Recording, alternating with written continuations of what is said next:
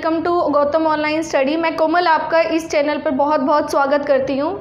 Channel को बिल्कुल subscribe करना मत भूलिएगा और हमारी इस वीडियो को ज़्यादा से ज़्यादा शेयर करिए। आज का टारगेट 1000 लाइक्स का है। 1000 लाइक्स आज तो होने ही चाहिए भाई। आज आप लोगों के लिए एक बहुत बड़ा सरप्राइज़ हम देने वाले हैं। वीडियो को बिल्कुल एंड तक देखिए ताकि आपको सरप्राइज़ इतना अच्छा लगे कि आप वीडियो को ज़्यादा से ज़्यादा शेयर कर सकें। क्या सरप्राइज़ होने वाला है, क्या सरप्राइज़ होने वाला है? अरे देखेंगे ना, उसके लिए भी सरप्राइज़ तो बाद में पता लगेगा, पहले वीडियो तो देखें। क्या कर रहे हैं आज हम इस वीडियो में हम CTET के बारे में जितने भी नॉलेज है, जितना भी हमें पेपर पढ़ना है, कैसे पढ़ना है, कहाँ से पढ़ना है, वो सारी चीज़ें हम डिस्कस करने वाले हैं। सो वीडियो को देखते रहिए और ज़्यादा से ज़्यादा शेयर करिए भाई। शेयर करने में आपसे सिर्फ हम शेयर की एक उम्मीद करते हैं कि आप लोग शेयर करें हमारी वीडियो को, ताकि हमारी मोटिवेशन और दुगनी तिगुनी 4 गुना हो जाए। सो हम स्टार्ट करते हैं सीटेट से। सीटेट होता क्या है, सीटेट करने के बाद क्या क्या चीज़ें कर सकते हैं, सीटेट के पेपर को कैसे क्वालिफाई करना चाहिए। सीटेट का पेपर जो है, अगर आप क्वालिफाई कर लेते हो तो आपके जॉब के क्या क्या रास्ते खुल जाते हैं। देखिए आज यहाँ हम क्या क्या चीज़ें देखते हैं। सो सीटेट बेसिकली क्या है? सीटेट एक सेंट्रल टीचिंग एलिजिबिलिटी टेस्ट है। क्या है? Central teaching eligibility test. ये एक एलिजिबिलिटी टेस्ट है। ये आपको एलिजिबल करा देता है। किस चीज़ के लिए करा देता है एलिजिबल? किस चीज़ के लिए? टीचिंग एग्ज़ाम्स के लिए एलिजिबल करा देता है ये आपको।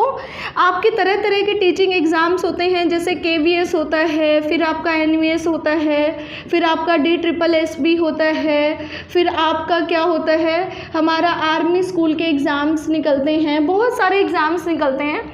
तो वो आपकी एलिजिबिलिटी को कंप्लीट कर देता है, ठीक है। सो ऐसा मत सोचिएगा कि अगर आपने ये क्वालिफाई कर लिया तो आप किसी भी गवर्नमेंट जॉब को ले पाएंगे, मतलब गवर्नमेंट जॉब को ले नहीं पाएंगे, पर उसकी सीढ़ी के एक रास्ता ऊपर चढ़ जाएंगे आप। क्लियर? सो ये हमारा क्या है, एक एलिजिबिलिटी टेस्ट है। सबसे पहले तो ये बात समझ आ गई, अच्छे से समझ आ गई। अरे एक हिट का बटन तो दबाओ, लाइक करो, like. So central teaching eligibility test हमारा हो गया, हमें क्लियर हो गया क्या होता है। ये पूरे साल में, एक साल में 2 बार होता है पेपर, 2 टाइम्स एग्ज़ाम्स होता है। इस बार भी ये होने वाला था, ये 5 जुलाई को होने वाला था, ठीक है। अभी देखते हैं क्या कुछ नोटिफिकेशन निकलती है। सो 2 बार ये पेपर होता है। एक बार तो ये पेपर होता है जुलाई में और एक बार ये पेपर होता है दिसंबर में। क्लियर? 2 बार पेपर होता है। तो ऐसा कुछ नहीं है कि अगर कोई एक बार नहीं दे पाया तो ज़िंदगी में कुछ कर ही नहीं पाया। भाई दूसरी बार भी फॉर्म इसलिए भरा जाता है ताकि जिसको एक बार नहीं कर पाया वो दूसरी बार कर लेगा। सो इतना आपको फील करने की ज़रूरत नहीं होती है।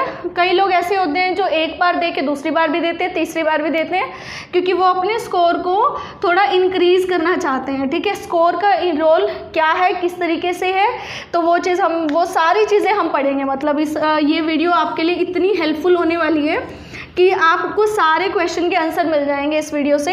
फिर भी अगर कुछ चीज़ें आपकी रह जाए तो आप कमेंट सेक्शन में मेंशन कर दीजिए, मैं आपको बता दूंगी। जो मेरी नेक्स्ट वीडियो रहेगी, नेक्स्ट वीडियो में मैं अपनी डिटेल भी आपको दे दूंगी, जिस डिटेल से आप क्या करोगी, मुझे कांटेक्ट कर पाओगे और मुझसे ही मतलब पर्सनल क्वेश्चन पूछ पाओगे। सो हमारा क्या है, बता दिया मैंने, 2 टाइम्स होता है। एक बार हमारा जुलाई में होता है और एक बार हमारा किस में होता है, दिसंबर में होता है। हमें क्लियर हो गया हमें क्लियर। जो CTET है उसका थोड़ा एग्ज़ाम पैटर्न देख लेते हैं। एग्ज़ाम पैटर्न क्या होता है? सीटेट जो एग्ज़ाम होता है वो 150 मार्क्स का होता है। कितने मार्क्स का होता है? 150 मार्क्स का होता है। इसके लिए बहुत हैप्पी बात क्या है, इसके लिए हैप्पी बात क्या है कि इसमें कोई भी नेगेटिव मार्किंग नहीं होती है। कोई भी नेगेटिव मार्किंग नहीं होती है इसमें। मतलब 150 के 50 क्वेश्चन आप सॉल्व कर सकते हो बिना ये सोचे कि अगर मैंने क्वेश्चन सॉल्व किया तो मेरा आधा नंबर या 1/4 नंबर मेरा कट जाएगा। ऐसा कुछ नहीं आपको सोचना। आपको सारे क्वेश्चन, अगर आपको 2 ऑप्शन में भी डाउट लग रहा है तो वो भी कर दो सॉल्व। हम ये भी देखेंगे कि 2 क्वेश्चन के डाउट से आपको 2 ऑप्शन के डाउट से आप एक ऑप्शन पे कैसे आ सकते हो। अरे बड़ा मज़ा आने वाला है वीडियो में, आप बस देखते रहिए, बने रहिए। सो हमारा, मैंने मैं सारा पहले सीरीज़ में लिख रही हूँ इसलिए मैंने रब कर दिया। हमारे जो मैक्सिमम मार्क्स होते हैं वो 150 मार्क्स होते हैं, ठीक है। क्योंकि हर मार्क्स का 1 मिनट मिलता है तो हमारा 2 hour 30 minutes का ये पेपर होता है। 2 hour 30 minutes का पेपर होता है।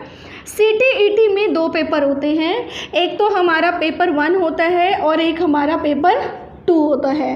पेपर 1 जो पेपर होता है उसको हम बोलते हैं PRT, पेपर 2 जो पेपर होता है उसको बोलते हैं TGT। क्लियर?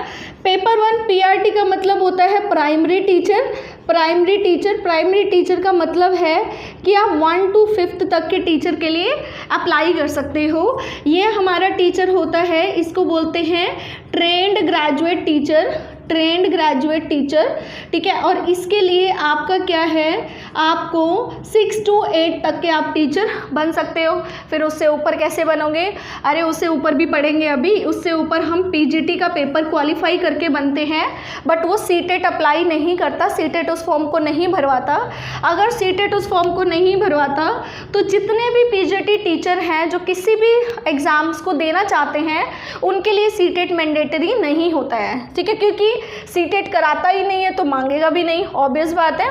लेकिन जितने हमारे KVS लेवल पे, अगर मैं KVS का आपको एक एग्जांपल दूं तो KVS में भी 3 स्टेजेस होती हैं, PRT हो गया, TGT हो गया और PGT हो गया।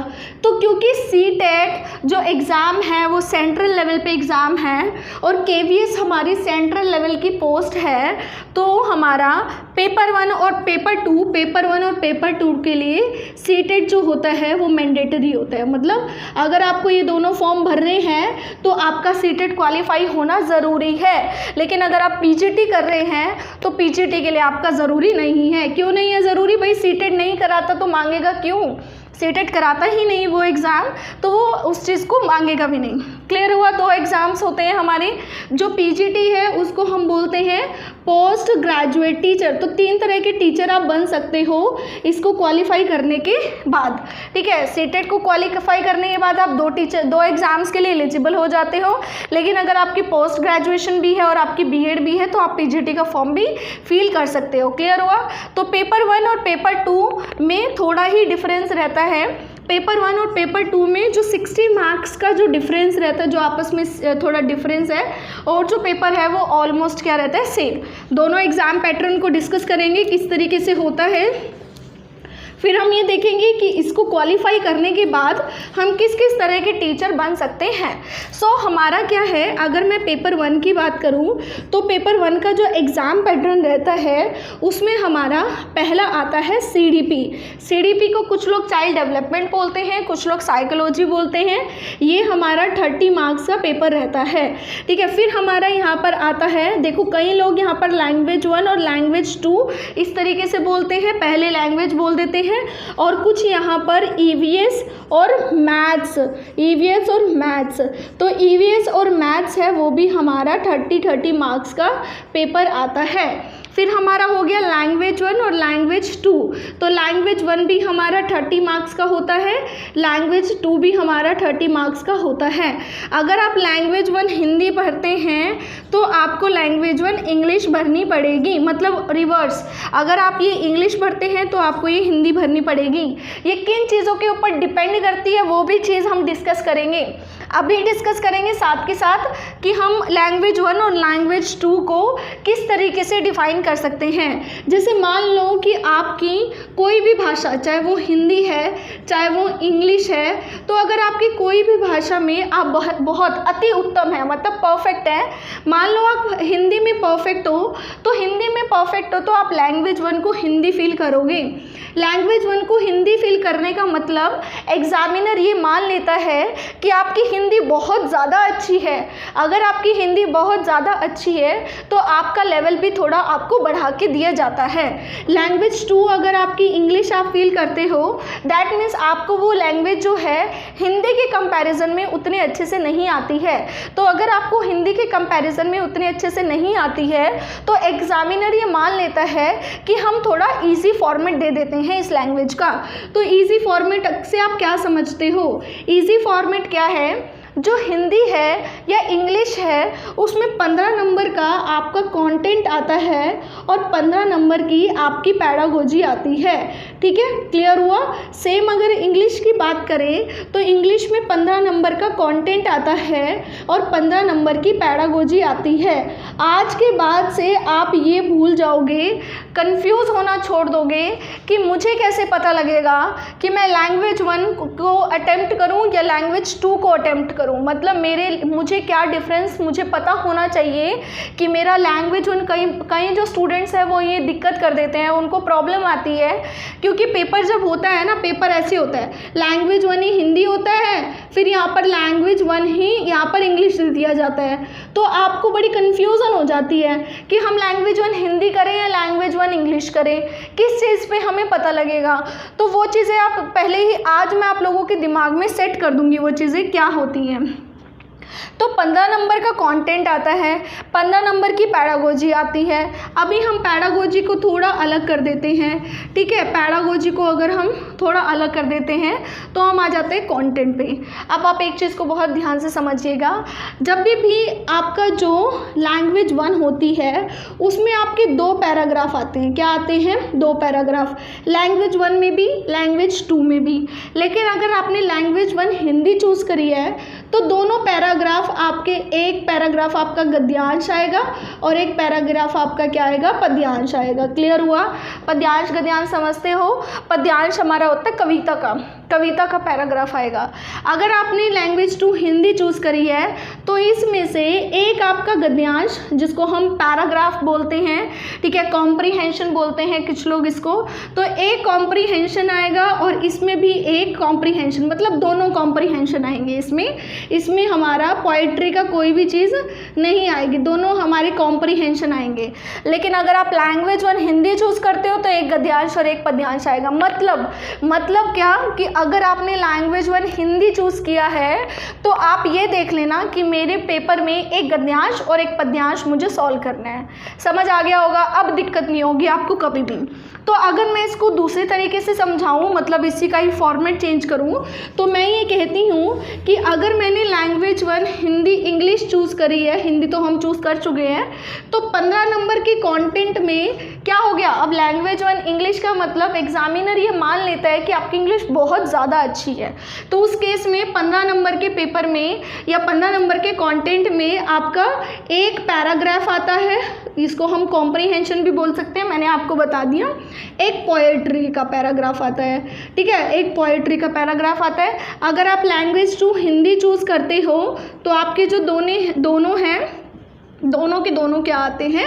गद्यांश आते हैं। ये फॉर्मेट जो है, जो मैंने आपको लैंग्वेज का बताया, ये दोनों फॉर्मेट जो हैं पेपर 1 पेपर 2 दोनों के लिए सेम है। बहुत सारे स्टूडेंट ये दिक्कत करते हैं, उनको ये पता ही नहीं है कि लैंग्वेज 1 हिंदी और लैंग्वेज 1 इंग्लिश किस बेसिस पे चूज़ करनी चाहिए या इससे हमारे पेपर के पैटर्न में क्या चेंज आएगा। तो यहाँ से आज आपको ये चीज़ तो क्लियर होगी कि क्या चेंज आएगा और क्या चेंज नहीं आएगा। क्लियर हो गया ये सारा चीज़? तो हमने ये सारी चीज़ें समझ ली हैं। तो हमने ये समझ लिया सीडीपी कितने नंबर का होते हैं, ईवीएस मैथमेटिक्स लैंग्वेज 1 लैंग्वेज 2 कितने नंबर का होता है। अब क्वेश्चन क्या कि आपको कैसे पढ़ना है, हमें क्या पता हमें कैसे पढ़ना है, हमें कैसे पता कि इन चीज़ों को कैसे सीखना है। देखो, अगर मैं एक बहुत सिंपल सी बात करूं, अगर आप साइकोलॉजी में बहुत डीप जाना चाहते हो, ठीक है, चलो एक काम करते हैं, पहले हमें ना दोनों के एग्ज़ाम पैटर्न समझ लेते हैं, फिर 1 बाय 1 इस पर डिस्कस करेंगे। देखो, अगर वीडियो लंबी हो जाए ना तो देखना ज़रूर इस वीडियो को, क्योंकि इस वीडियो में आपको बहुत सारी इन्फॉर्मेशन ऐसे मिलने वाली है जो आपको कभी नहीं मिली होगी। तो वीडियो को एंड तक देखना और सरप्राइज़ का वेट करना मत भूलना। सरप्राइज़ आपको ज़रूर जानना है कि आज आपको क्या सरप्राइज़ मिलने वाला है। तो अगर मैं सीडीपी की बात करूं तो सीडीपी के केस में हमारा 30 मार्क्स का हो गया, मैंने बता दिया। अगर मैं पेपर 2 करूं तो पेपर 2 में भी हमारा ऑलमोस्ट सेम रहता है। यहाँ पर सीडीपी आपका क्या हो गया? 30 मार्क्स का हो गया। आपका ईवीएस की जगह अब एसएसटी मतलब दो पार्ट आ जाते हैं पेपर में। एक जगह तो आ जाता है एसएसटी सोशल साइंस भी बोलते हैं हम इसको, ये 60 मार्क्स की होती है। क्लियर? और अगर इसी की जगह मैं यहाँ पर और लगा देती हूँ, और से आप समझ जाना, यहाँ पर होता है साइंस और मैथ्स। साइंस मैथ्स की बात करूं तो ये इकट्ठा आता है 60 नंबर का। फिर हमारी लैंग्वेज 1 30 नंबर की हो गई और फिर हमारी लैंग्वेज 2 क्या हो गई, 30 नंबर की होगी। अरे बड़ा मज़ा आ रहा है, बहुत समझ अच्छे से समझ आ रहा है, सारी चीज़ें दिमाग में बिल्कुल सेट हो रही हैं। सही, क्लियर हो गया, ठीक है। पेपर 1 का पैटर्न पता लग गया, पेपर 2 का पैटर्न लग गया। अब हम समझते हैं कि हम इन चीज़ों को कैसे किस तरीके से पढ़ाई करेंगे। इतना डीप एनालिसिस आप लोगों को दे दूंगी मैं कि आप कहोगे भाई वाह, अब हमें समझ आ गया कि हमें किस तरीके से पढ़ाई करनी है। तो देखो, सी-टेट के पेपर में अदर टैट के पेपर के एग्ज़ाम्स के कंपैरिजन में, जैसे एमपी में अलग टैट होता है जिसको एमपी टैट बोलते हैं, और हमारा हरियाणा का अलग टैट हो गया, हरियाणा एच टैट बोलते हैं, ठीक है। फिर हमारा राजस्थान का टैट हो गया, राजस्थान टैट बोलते हैं। तो हर एक स्टेट का अलग अलग, यूपी टैट हो गया, तो हर स्टेट का अलग अलग टैट होता है। इनका ज़्यादा कुछ फ़र्क नहीं आता पेपर पैटर्न में, थोड़ा सा ही फ़र्क आता है। लेकिन सी-टेट में फ़र्क क्यों है, क्योंकि सी-टेट में जितने भी मैंने आपको लिखे, जैसे मैं एक बार और आपको लिख देती हूँ, ये हो गया सीडीपी, ये हो गया हमारा साइंस मैथ्स, ठीक है, मैथ साइंस, और ये हमारा हो गया लैंग्वेज 1 लैंग्वेज 2। तो सी-टेट के पेपर में इसमें तो साइकोलॉजी है ही, ठीक है, इसमें भी साइकोलॉजी आती है 25 से 30 नंबर की। मैं दोनों की इकट्ठी बात कर रही हूँ, मैथ साइंस की। इसमें 15 नंबर की साइकोलॉजी और इसमें भी 15 नंबर की साइकोलॉजी। मतलब अगर मैं साइकोलॉजी की बात करूँ तो 30 नंबर की ये होगी, 15 15 30 30 30 60 हो गया, और 85, मतलब मिनिमम 85 नंबर की तो इसमें साइकोलॉजी आती है। तो मतलब इसका बहुत इंपॉर्टेंट रोल हम देखते हैं सी-टेट के पेपर में। अगर हम अदर टेट के पेपर के एग्ज़ाम्स की बात करें तो साइकोलॉजी का एक लिमिटेड पैटर्न रहता है, हर एक पार्ट में साइकोलॉजी नहीं आती है। समझ आ गया भाई, क्लियर हो गया, बहुत अच्छे से समझ आ गया। अब आगे क्या चीज़ समझते हैं। अब हमारा क्या है कि मैंने आपको बोला कि एक एक चीज़ को कैसे पढ़ना है वो हम देखते हैं। तो अगर मैं बात करूँ सीडीपी की, क्योंकि इसमें हमारा ज़्यादा दिमाग खराब होता है, तो पहले मैं इसको बता दूं कि आपको कितने मार्क्स कहाँ से क्या आते हैं। देखो, अगर मैं सीडीपी को और डिवाइड कर दूं, देखो इतने बढ़िया तरीके से करेंगे हम कि आप कहोगे कि ये चीज़ें हमें आज पता लगी, पहले लगी होती तो हम थोड़ा अच्छे से कर लेते। मैं इसको थोड़ा और अच्छे से समझाने के लिए एक और तरीके से समझा देती हूँ। सी-टेट में आपके 2 तरह के क्वेश्चन आते हैं। एक क्वेश्चन होते हैं आपके किसी थ्योरी बेस्ड, किस होते हैं, किसी थ्योरी बेस्ड, और एक होती है जनरल क्वेश्चन। जनरल क्वेश्चन का होता है कि अगर क्लास में बच्चे ने इस तरीके से इस क्वेश्चन का रिप्लाई दिया तो आप उसके प्रति क्या बर्ताव रखेंगे। ये चीज़ें तब पता लगेंगी एक टीचर को जब वो क्लास में उसने कभी पढ़ाया होगा या पढ़ाने की उसको थोड़ी बहुत भी नॉलेज रही होगी। तो वो होते हैं जनरल क्वेश्चन। ये जनरल क्वेश्चन आप बिना पढ़े भी कर सकते हैं। आप देखते हैं ये चीज़ कि कुछ स्टूडेंट जो होते हैं बिना पढ़े उनके सीडीपी में कुछ नंबर आ जाते हैं। कुछ नंबर का मतलब है कि उनके जनरल क्वेश्चन होते हैं 10 क्वेश्चन का, मैं मान सकती हूँ कि जनरल क्वेश्चन होते हैं, और ये जो 10 नंबर मान रही हूँ मैं, ये थोड़ा फ्लक्चुएट भी हो सकता है, 1-2 ऊपर नीचे हो सकते हैं, पर इतने आपके जनरल क्वेश्चन आपको मिलते ही मिलते हैं। दूसरा, अगर मैं बात करूँ थ्योरी, देखो थ्योरी का तो ये है कि अगर आपने यही नहीं पढ़ा होगा पियाजे था कौन, पियाजे ने किस प्रकार की थ्योरी दी, पियाजे की थ्योरी में क्या क्या था, कॉलबर्ग ने किस तरह की थ्योरी दी, तो आपको कैसे पता लगेगा कि ये थ्योरी के क्वेश्चन आप कर पाओगे। नहीं, इनको आप तब तक नहीं कर सकते जब तक आप नहीं पढ़ोगे। क्लियर हो गया, बहुत अच्छे से चीज़ें समझ आ गई, ठीक है, हमें अच्छी लग रही हैं, ठीक है। अगर वीडियो अच्छी लग रही ना तो लाइक ज़रूर कर देना। अब हमें इसको दोबारा से 3 भागों में विभाजित करती हूँ। 3 भागों में विभाजित करके मैं क्वेश्चन को करने की या सीडीपी को करने की एक टेक्निक आपको बता रही हूँ। तो अगर मैं इसको 3 भागों में विभाजित करूँ तो पहले भाग में मैं लिखूँगी डेवलपमेंट को मैं हिंदी में लिखूँगी विकास। क्या लिखूँगी मैं? विकास। दूसरे पार्ट में मैं लिखूँगी इंक्लूसिव एजुकेशन को मैं हिंदी में क्या लिखूँगी? समावेशी शिक्षा। क्या लिखूँगी? समावेशी शिक्षा। समावेशी शिक्षा। फिर अगर मैं बात करूं किसकी, लर्निंग की, तीसरा पार्ट हो गया लर्निंग। लर्निंग को मैं हिंदी में लिखूंगी अधिगम। अब आप कहोगे कि मैम ने ये क्या लिख दिया, ये हमने पढ़ने का तरीका लिख दिया। मतलब मैंने आपको इतना डीप में बता दिया कि अगर आप आपके पास टाइम ना हो और आप चाहते हो कि आपको अच्छे मार्क्स लेने हैं, उसमें भी आपको हेल्प मिल जाएगी। देखो, डेवलपमेंट जो होता है वो खुद से 10 से 12 नंबर कवर करता है। इसका और इसका अगर मैं बात करूं तो आपस में 1-2 नंबर का फॉर्मेट ऊपर नीचे हो सकता है। एक्यूरेट इन्फॉर्मेशन तो आपको भी पता है कि कुछ होती नहीं है, लेकिन हम एनालिसिस करके चीज़ों को देखते हैं। तो अगर मैं समावेशी शिक्षा की बात करूं तो 5 क्वेश्चन तो आपको डेफिनेटली देखने को मिलते ही मिलते हैं। समावेशी शिक्षा उन बच्चों की शिक्षा होती है जिसमें किसी भी प्रकार की कोई कमी पाई जाती है, या आप पढ़ेंगे, हम वो सारी चीज़ें हम देखेंगे। सो लर्निंग क्या है, लर्निंग जैसे आपने 10 और यहाँ पर अगर मैं 15 बोलती हूँ और 12 और 5 17 बोलती हूँ, तो वही मतलब 12-13 क्वेश्चन इसके हो गए। सम टाइम इसके भी 12-13 हो सकते हैं और इसके भी 12-13 हो सकते हैं। तो मतलब ऐसा कुछ कंपल्सरी नहीं है, मैं अप्रॉक्सीमेट बोला था कि 1-2 क्वेश्चन ऊपर नीचे हो सकता है। कितना अच्छे से पता लग गया। अगर मैं डेवलपमेंट के भी आपको टॉपिक लिखवा दूँ तो आपको ये नहीं समझ आ जाएगा कि भाई मैं तो एक ही पार्ट कर लेता हूँ, है ना। तो ये बताएगा कौन? आप पहले मुझे कमेंट सेक्शन में तो मेंशन करो, पहले हमें बोलो तो सही कि आपको वीडियो अच्छी लग रही है और हमें और भी इन्फॉर्मेशन चाहिए, तभी मैं आपको इनके टॉपिक इस तरीके से लिखवा दूंगी कि अगर डेवलपमेंट के 10-15 टॉपिक हैं तो आपको ये पता लग जाएगा कि मेरे को कौन सा टॉपिक पढ़ना है या मुझे कौन सा टॉपिक आता है। इतनी ऑथेंटिकेट इन्फॉर्मेशन भाई हमें तो कहीं नहीं मिली, हम तो बस आज ही पढ़ रहे हैं कि इस तरह से भी हम पेपर को अटेम्प्ट कर सकते हैं।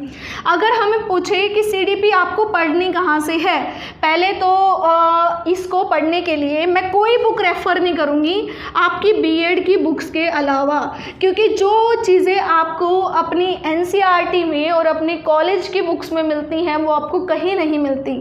ठीक है, अगर फिर भी आपको क्वेश्चन आंसर लगाने हैं तो क्वेश्चन आंसर आप लगाना प्रीवियस ईयर क्वेश्चन, ना कि कोई बुक लेके और उसको बुक से आप क्वेश्चन लगाओगे, इससे ज़्यादा अच्छी चीज़ें आपको मिलेंगी नहीं। फिर हम बात करते हैं मैथ्स की, साइंस की, या फिर SST की, या फिर हमारी हो गई EVS की, ठीक है, और या फिर मैथ्स इसी में ही आ गया।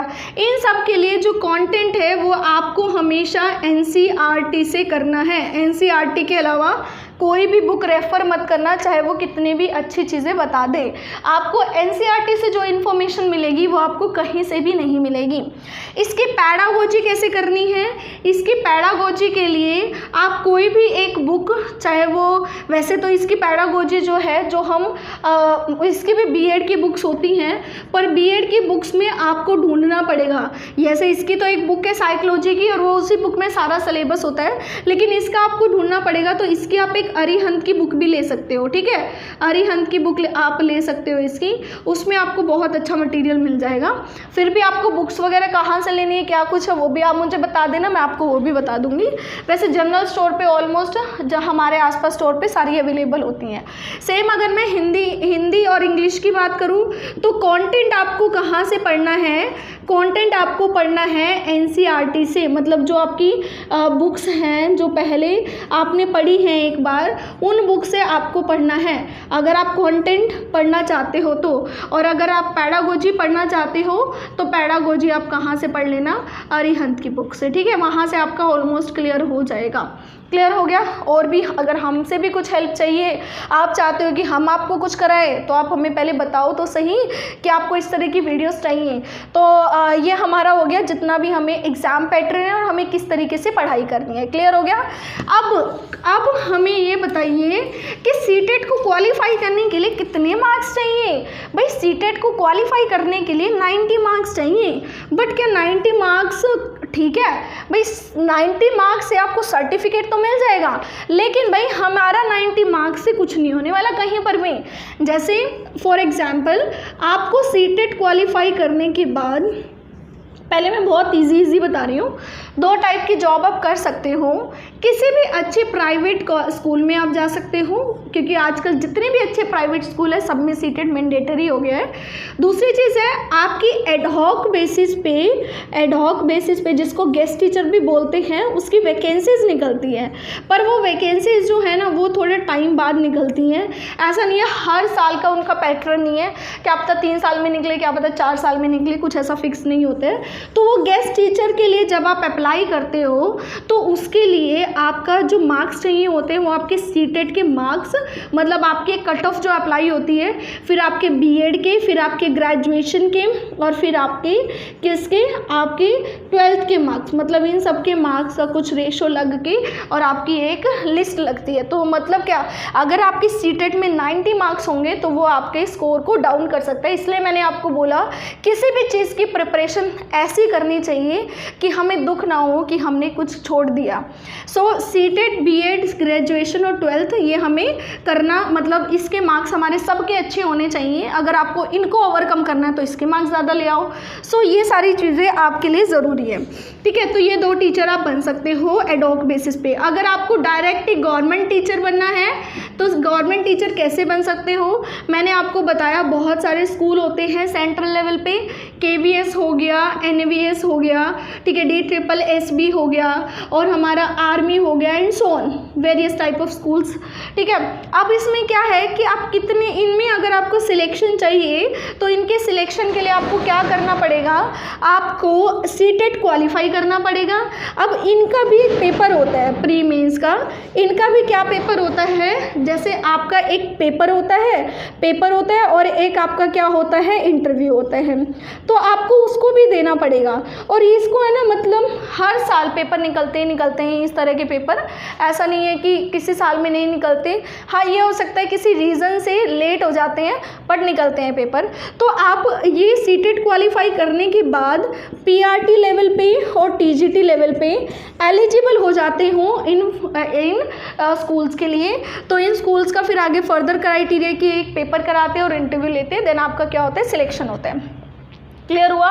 बहुत सारी चीज़ें हमें पता लग गई कि सीटेट क्वालिफाई करने के बाद हमें किस तरीके से चीज़ों को हैंडल करना है और किस तरीके से एक टीचर लगना है। आप टीचर बन रहे हो ना, मतलब आप अपने देश के लिए एक ऐसा काम करने जा रहे हो कि जो कि देश की भागीदारी में बहुत इम्पोर्टेंट रोल प्ले करता है। अब सारे दिल थाम के बैठ जाओ, सरप्राइज़ की बारी आ गई है कि क्या सरप्राइज़ होने वाला है। देखो, बहुत सारे लोगों ने कमेंट किया था सर को कि सर आप लाइव क्लासेस ले लो या आप कुछ और क्लासेस रखो, तो मैं आप लोगों के लिए लाइव क्लासेस का एक शेड्यूल लेके आने वाली हूँ। अब मुझे ये बताना, कमेंट सेक्शन में लिख के ये बोलना कि ये जो लाइव क्लासेस है ये आप किस सब्जेक्ट के लिए चाहते हो, किस सब्जेक्ट के लिए चाहते हो। सरप्राइज़ 1 कि आपके लिए अब से लाइव क्लासेस होंगी। सरप्राइज़ 2 आपके पास क्या है कि आपकी मैराथन क्लास होंगी। भाई मैराथन क्लासेस भी आपकी होंगी, तो वीडियो को जितना शेयर कर सको उतना शेयर करो ताकि ज़्यादा से ज़्यादा लोग इस चीज़ का फ़ायदा उठा सकें। एक और सरप्राइज़ है बट वो अगली बारी के लिए छोड़ेंगे कि आपका हम फ्री कोर्स लॉन्च करने वाले हैं। फ्री कोर्स मतलब आपको कंप्लीट कोर्स कराया जाएगा।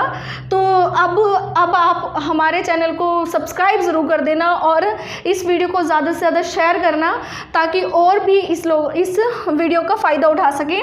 तो आपको कमेंट सेक्शन में क्या लिखना है कि लाइव क्लास आपकी किस सब्जेक्ट की होनी चाहिए, ठीक है, कि कौन सा सब्जेक्ट आप चाहते हो पढ़ना और कितने, मतलब मैंने बोला था कि 1000 लाइक्स का और 1000 व्यूज़ का आज हमारा टारगेट है, पूरा करना है। पूरा करने की जिम्मेवारी आपकी है।